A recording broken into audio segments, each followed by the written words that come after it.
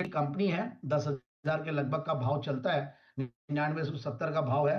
तो थोड़ा सा यही है, कई बार इलिक्विड भी होते हैं इतने बड़े भाव वाले शेयर, बट इतने बड़े भाव वाले शेयर इलिक्विड अगर है तो कहीं ना कहीं बहुत बढ़िया कंपनी की क्वालिटी भी है, ये एक मान के चलना चाहिए।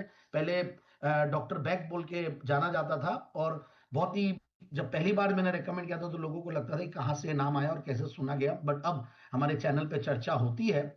और एक बहुत ही क्वालिटी कंपनी है, कंपनी स्पेशलिटी केमिकल्स में और इलेक्ट्रिकल इंसुलेशन और कंस्ट्रक्शन इंडस्ट्रीज में, और हम देख रहे हैं रियल एस्टेट में, कंस्ट्रक्शन में और इलेक्ट्रिकल वायर्स एंड केबल्स और ये सब में बहुत बढ़िया काम हो रहा है। और जब ये जीएसटी और ये सब का कट आया है और उसके बाद जो कंजम्पशन की स्टोरी इंडिया की चलेगी, तो बिल्कुल होम अप्लायंसेस, ऑटोमोटिव कंपोनेंट्स और ये सब की डिमांड बढ़ेगी, ऑटोमोबाइल्स की बढ़ी रही है, तो इन सब में इनका यूज आ जाता है। और वायर मैन्युफैक्चरर्स लेते हैं और ट्रांसफॉर्मर्स वाले लेते हैं, तो आई थिंक जो यूजर इंडस्ट्री में जब ग्रोथ आएगी तो सर्टेनली इस कंपनी को भी उस ग्रोथ का फायदा मिलेगा। और एक बेहतरीन कंपनी है, और नाम से ही देखिए जिस तरीके का है। और रिटर्न ऑन कैपिटल एम्प्लॉयड जब 23% हो, रिटर्न ऑन इक्विटी 18% हो, पैग रेशियो भी 2 से नीचे 1.74 है, डेट इक्विटी रेशियो 0 है, एंड पिछले 3 साल में प्रॉफिट की कैगर भी 32-33% है।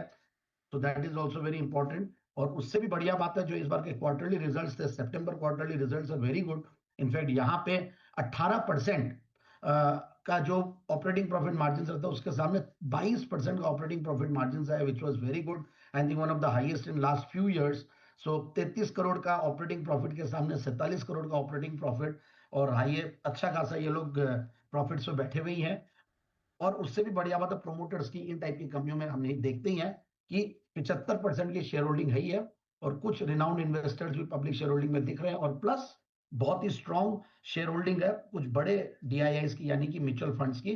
तो एफआईआईस डीआईआईस को देखते हैं और प्रोमोटर्स की होल्डिंग को देखते हैं, तो ये सबसे कॉन्फिडेंस आता है। और ऊपर के लेवल्स 14,500, 14,300 के लेवल्स दिखाया हुआ स्टॉक अभी नीचे है, और वैसे 15,000 तक ये स्टॉक गया हुआ है। तो मुझे लगता है कि 11,350 के टारगेट्स के लिए स्टॉक को लिया जा सकता है यहाँ पे।